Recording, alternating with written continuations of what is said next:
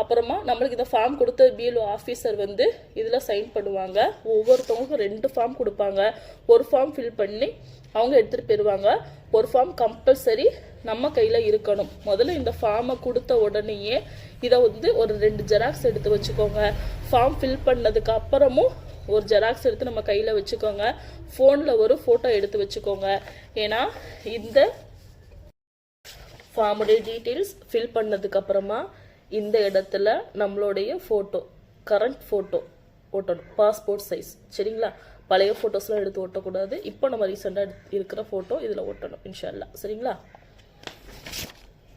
December 4க்குள்ளே இந்த detail fill பண்ணி நம்ம கொடுக்கணும். டிசம்பர் 9ஆம் தேதி இதோடைய டிராஃப்ட் வெளியிடுவாங்க. அதில் நம்மளுடைய பேர் இருக்கா அப்படின்றத நம்ம செக் பண்ணிக்கணும். பேர் இல்லாதவங்க என்ன பண்ணணும் அப்படின்றத ஃபார்முக்கு பின்னாடி கொடுத்துருக்காங்க. ஆனால் இதை பற்றி இப்போ நம்ம பயப்பட தேவையில்லை. சரியா? அதை சரியான முறையில் நம்ம எல்லாத்தையும் கரெக்டாக ஃபில் பண்ணி கொடுத்துட்டோம் அப்படின்னா கண்டிப்பாக நம்மளுடைய பேரும் வந்துடும்.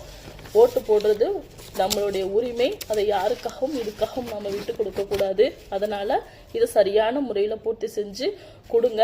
நம்மளுக்கு இந்த ஃபார்ம் ஃபில் பண்ண தெரிஞ்சிச்சு அப்படின்னா தெரியாதவங்களுக்கு ஹெல்ப் பண்ணுங்க.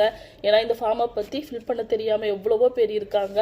நாம் ஃபில் பண்ணிட்டோம், இல்லை நம்ம ஒப்படைச்சிட்டோம், இல்லை நம்மளோட பேர் வந்துருச்சு அப்படின்றத பற்றி அப்படி மட்டும் அதை நினைக்காம மற்ற எல்லாருக்கும் தெரியாதவங்களுக்கு இதை தெரியப்படுத்துங்க. தெரியாதவங்களுக்கு இந்த வீடியோவை ஷேர் பண்ணுங்கள்.